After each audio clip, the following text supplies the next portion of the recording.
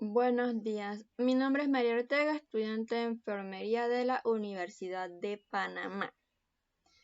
En este momento estaré hablando sobre los diversos contenidos tratados en las clases del libro de Howard Zinn, La otra historia de los Estados Unidos. En el capítulo 1, Colón, los indígenas y el progreso humano. En este capítulo se habla acerca de cómo fue recibido Colón por los indígenas al llegar a América, al igual de cómo éste los esclavizó para que le dijera dónde se encontraba el oro y para otros trabajos pesados. O sea que los sobreexplotaba y los convirtió en esclavos sexuales. A Colón lo que más le interesaba era el oro, la riqueza que le podrían dar si descubría dicha existencia en las islas. Lo cual pienso no debió ser así, ya que ellos deberían hacer cambios de cultura y no ser interesados en el oro, aunque para este siglo el oro era la base de la economía. Sin embargo, también logró descubrir una parte del mundo que era desconocida para ellos. Al ver pájaros volando y ramas flotando en el agua se dieron cuenta de que era señal de tierra. Entonces, un marinero llamado Rodrigo, al ver la luna brillando en unas arenas blancas, dio la señal de que habían llegado a tierra, y en vez de recibir él su recompensa, la recibió Colón al decir que él ya había visto esto. Lo cual no me pareció porque Colón debió haber dicho la verdad y no mentir. En el capítulo 2, estableciendo la barrera racial.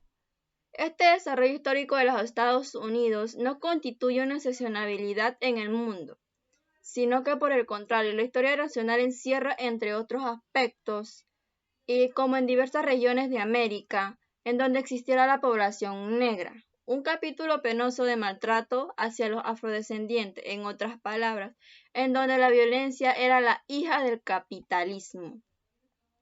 Los amos de los esclavos desarrollaban un sistema complejo y poderoso de control para mantener el abastecimiento de la mano de obra y su estilo de vida. Un sistema tan sutil como rudo. El sistema era psicológico y físico a la vez. A los esclavos se les enseñaba lo que era la disciplina y se les recordaba continuamente el concepto de su propia inferioridad, de que habían de conocer su lugar, de ver lo negro como la señal de subordinado, de tener miedo al poder del amo, de aunar sus intereses con los de él, destruyendo así sus necesidades individuales. Para lograr esto se contaba con la disciplina del duro trabajo, la ruptura de la familia esclava, los efectos anestesiantes de la religión, el fomento de la desunición de los esclavos, catalogándolos o bien como esclavos de campo o bien como esclavos domésticos. Algo más privilegiados estos, y finalmente la fuerza de la ley y el poder inmediato del capataz para recurrir a lo que eran los maltratos, los latigazos, la quema, la mutilación o la muerte de los esclavos. En el capítulo 3, la gente de peor calaña. En 1676, 70 años después de la fundación de Virginia y 100 años antes de que se liderara la Revolución Americana, las colonias se enfrentaban a una rebelión en la que habían unido colonos fronterizos blancos, esclavos y los criados. Era una rebelión tan amenazante que el gobernador tuvo que huir de una Hammerstown a la capital envuelta en llamas.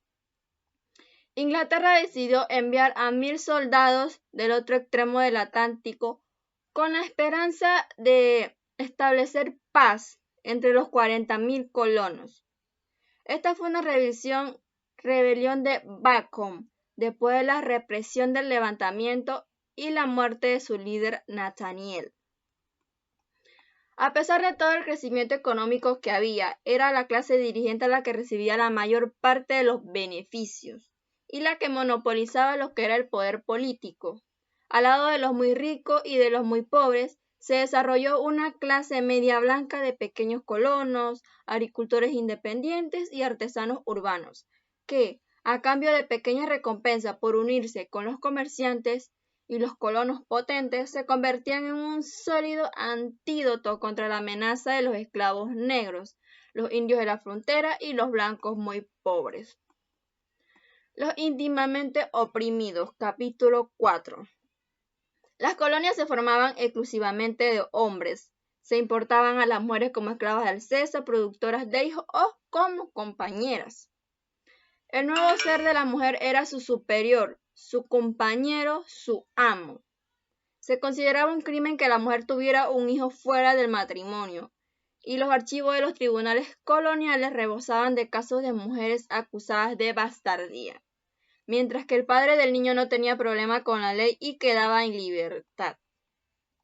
En las comunidades indias de Norteamérica, las mujeres eran propietarias de casas, de campos, los campos eran clanes, tenían derechos iguales.